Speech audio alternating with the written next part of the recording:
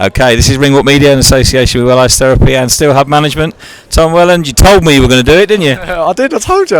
Listen, we made a lot of improvements in camp, and hopefully there you've seen the improvements that we've made, and it's only going to get better. Well, the thing I sort of noticed in that fight was the combinations were much more fluent, and you were picking your shots way better. Yeah, definitely. I mean, it's one of the things we were looking at in camp. I mean, I've had a bit of a knack for sort of stiffening up and looking for shots, and this time in camp for the last 10 weeks we've just been trying to settle the feet down, let combinations go, move my head, and I think it will come off there tonight, and obviously we got the stoppage, so the results are there. Would have been nice just to see him get back off the stool and have another 30 seconds with you though, wouldn't it? Yeah, I mean if he could have got off it would have been nice, but we don't get paid for overtime, so. Oh, that old chestnut, mate. No, listen, I mean, were you pleased with that performance? Yeah, absolutely buzzing. I was a bit nervous. I was thinking like we've made a lot of improvements in camp. I don't know whether I was going to sort of stiffen up again, and then sort of that 12 weeks wasn't what we planned it to be, you know. So, but we got in there and I just boxed how I've been boxing, and it came off, and we got the stoppage.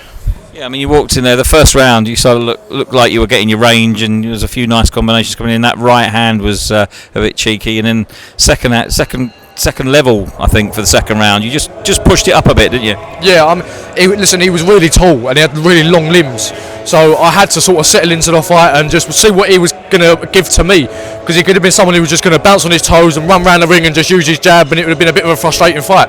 But fair play to him, he stayed in front of me and he wanted to tear up, but I just found my range, found my jab, found what his weaknesses were, put my shots together, and then the opening was there and I jumped on him.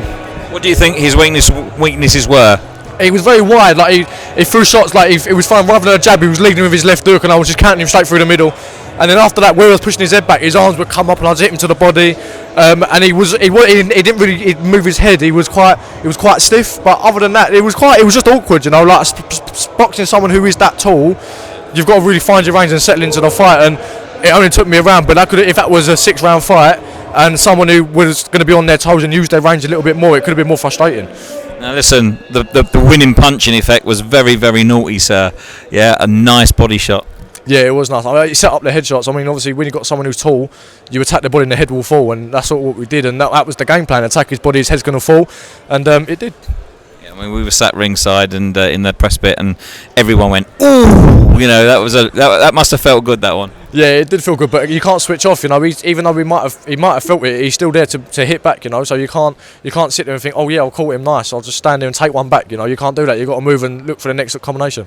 So a very pleasing and mature performance, I believe. Yeah, I mean, my coach is very happy. So as long as my coach is happy, I'm happy. If he's happy, then you've got to be happy. Sponsors wise, they're all looking after you now, mate. Forged Irish Stout and all the boys. Yeah. Quick shout out to them. Yeah, Forged Irish Stout, Barry Turner and Sons, Advanced Chiropractic, Elite Eco Installations. I'm going to be here for a while. Yeah, I remember them all. Empire Pro Tape, Essence Cryo Wellness, Moustache Barber. The list goes on and on. Box Fit.